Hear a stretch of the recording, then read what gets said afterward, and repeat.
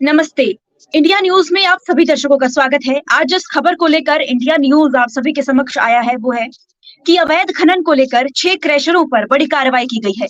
आपको बता दें कि इंडिया न्यूज ने हिमाचल प्रदेश के सोलन जिला में जो नालागढ़ के पास काफी अवैध खनन हो रहा है और उस अवैध खनन को लेकर प्रशासन को भी कई बार गुहार लगाई गई है और उस अवैध खनन को लेकर कई बार प्रशासन को अवगत भी कराया गया है, लेकिन अभी तक कोई कार्रवाई नहीं हो रही थी। इंडिया न्यूज की खबर का असर हुआ है और 6 क्रशरों पर बड़ी गाज गिरी है। इसी खबर पर हमारे साथ हमारे संवाददाता कामेश्वर शर्मा जुड़े हुए हैं शिमला से। कामेश्वर, हम तस्वीरें भी दिखा रहे हैं लगातार किस तरह से रात रात भर टिप्पर 100 के करीबन टिप्पर जाते हैं और वो किस तरह से अवैध खनन को अंजाम देते हैं। कामेश्वर, क्या जानकारी है आपके पास?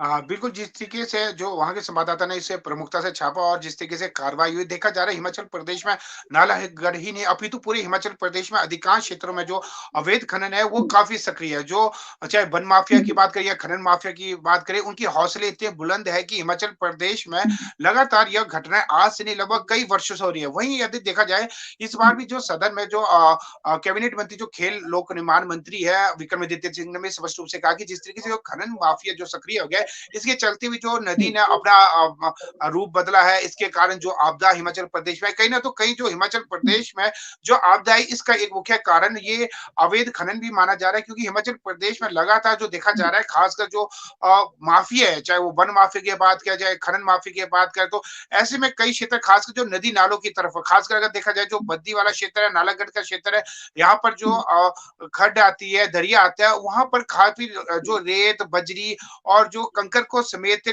के लिए काफी टिप्पर रोजाना आते हैं। खासकर देखा जा रहा है इनके ऊपर नकेल नहीं कसते। यदि हिमाचल प्रदेश की बात की जाए तो इसके ऊपर भी हिमाचल प्रदेश कार्य भी करे। यदि हम बात करें 2023 की, तो 1 जनवरी 2023 से लेकर अगर हम जुलाई 31 की बात करें, तो अभी तक हिमाचल प्रदेश में लगभग हिमाचल प्रदेश में अगर जगह जगह पूरे प्रदेश की बात की जाए तो लगभग 4,360 चालान हुए। उनमें से लगभग 3.25 करोड़ का जुर्माना हुआ। आपको बता देना चाहते हैं, खासकर जो प्रदेश में जो अवैध खनन का शिकंजा कसते हुए जो कांग्रेस सरकार की बात की जाए, इस दौरान लगभग 7 महीने में अगर हम बात करें तो 4,360 चालान किए गए, जिनमें से 3,500 जो 6 चालान है, पुलिस ने लगभग 2,71,64,000 रुपए का जुर्माना वसूला है, जो कि बहुत बड़ा एक जुर्माना है। उसके बावजूद भी देखा जा रहा है जो भूमाफिया है, वन माफिया है, इनके जो हौसले अभी भी बुलंद है। इतने चालान होने के पश्चात भी जो ये है अपने जो सीमाएं वो लांग रहे हैं। अगर बात की जाए हिमाचल प्रदेश पुलिस ने जो अवैध कुल मिलाकर देखा जाए तो 7 महीने में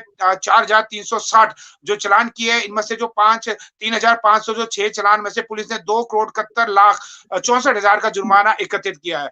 884 चालान विभिन्न न्यायालयों में भी भेजे गए हैं, जिनमें से अगर बात की जाए 6,38,000 रुपए का जुर्माना किया है। इसके अलावा खनन अधिनियम और 29 मामले भी दर्ज किए गए। अवैध खनन की बात की जाए तो 1 2 3 4 यानी कि 1,264 वाहनों को पुलिस ने जब्त भी किया है। उसके बावजूद ही हिमाचल प्रदेश में देखा जा रहा है कि खनन माफिया है। खासकर ये जो खनन माफिया है, इसका हम देखना चाहे जो हिमाचल प्रदेश में जो बॉर्डर इलाके है, खासकर जिस तरीके से पंजाब का सीमावर्ती क्षेत्र है, बद्दी नालागढ़ की बात करें तो वो सीमावर्ती राज्यों के साथ है। तो ऐसे में खासकर जो ये खनन है, जो एकत्रित जो डाटा हुआ है, इसमें देखा गया है खासकर जो खनन माफिया है, जो सीमावर्ती जो राज्य पड़ोसी हमारे राज्य है, वो उन क्षेत्रों में ज्यादा हो रहे हैं।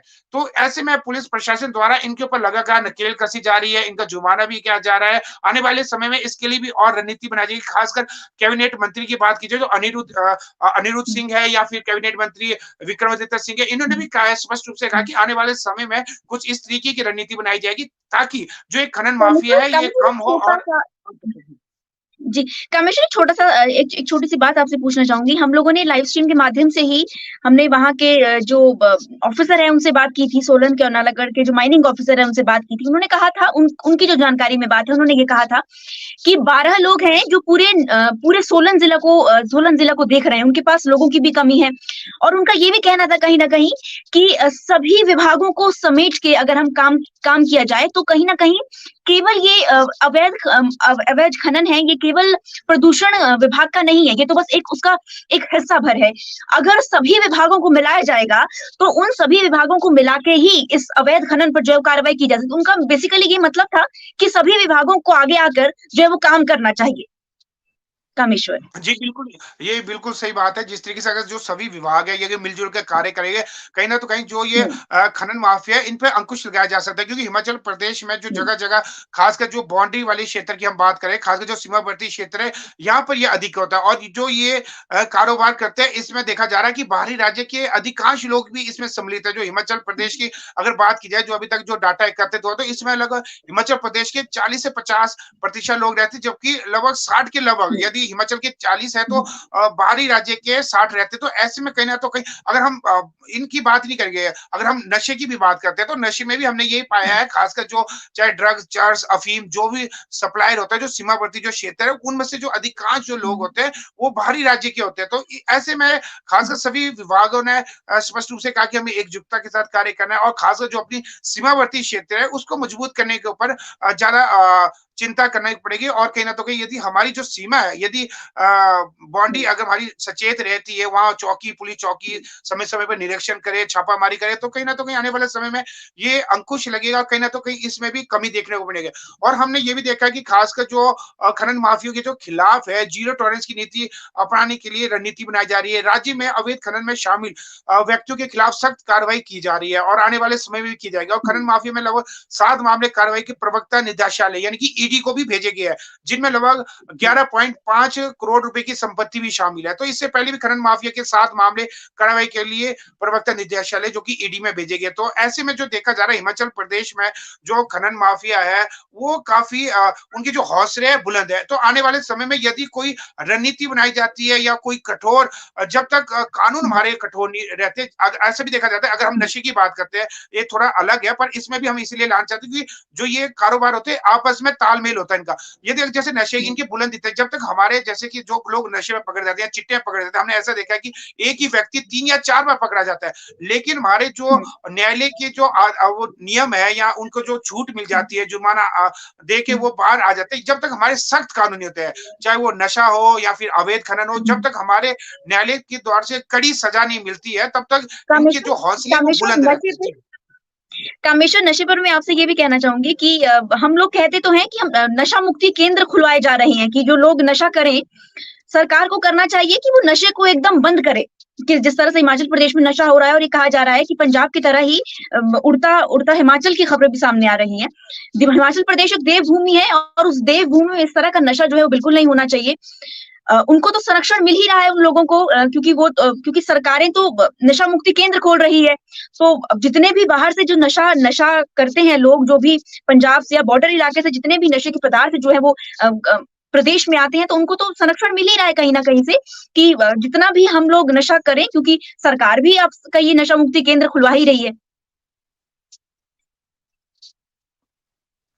जी, बिल्कुल, इसमें सरकार को आगे आना चाहिए, ख़ासकर देखा जा रहा है अगर हम बात करें जिस तरीके अगर बिहार में जिस तरीके शराब भी एक तरफ से पाबंदी लगी है, तो अगर हम बात करें तो हुँ, हिमाचल प्रदेश में कई ऐसे एनजीओ है, कई महिला मंडल है, जिन्होंने इसका विरोध किया। अभी हुँ, हाल ही में यदि बात की जाए 2 माह पूर्व जो बड़सर का विधानसभा क्षेत्र है, वहाँ पर भी जो महिलाओं ने वहाँ धरना प्रदर्शन किया, उन्होंने कहा कि यहाँ पर शराब हुँ, की दुकानें नहीं होनी चाहिए। तो वहीं जो हुँ, बड़सर के विधायक हैं दत्त लखन पाल, उन्होंने भी स्पष्ट रूप से कहा था कि हुँ, जो आय है, वो देखा जा रहा है तो कहीं न तो जो हुँ, आय है हिमाचल प्रदेश को शराब कारोबार से भी आती है। ऐसे में कहीं न तो कहीं हुँ, उन्होंने कहा कि जो क्षेत्र स्कूल या अन्य जो जैसे हुँ, इंजीनियर या कोई भी सरकारी संस्थान की बात करें तो उनसे दूर खोला जाएगा। लेकिन यदि ये जिस तरीके बिहार की तरह ही हिमाचल प्रदेश में यदि शराब तक की भी अगर पाबंदी तो आने वाले समय दिखती बात है जिस तरीके से जो चरस है, अफ़ीम है, इनके ऊपर भी कहीं न तो कहीं रोक होगा। तो हिमाचल प्रदेश की अगर हम आय की बात करें तो पर्यटक और शराब के कारोबार की जो नीलामी होती है, खासकर प्रत्येक जो हुँ, जिला की बात करें तो हुँ, लगभग 80 से 90 करोड़ के बीच इसकी नीलामी की जाती है ठेकों की।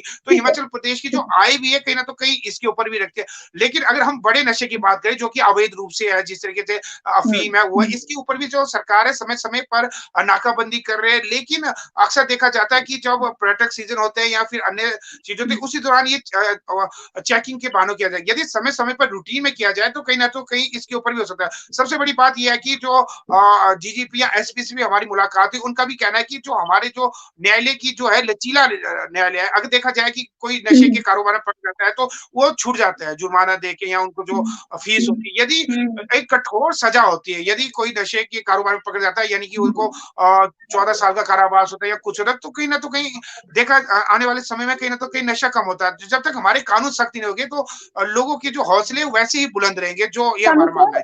जी।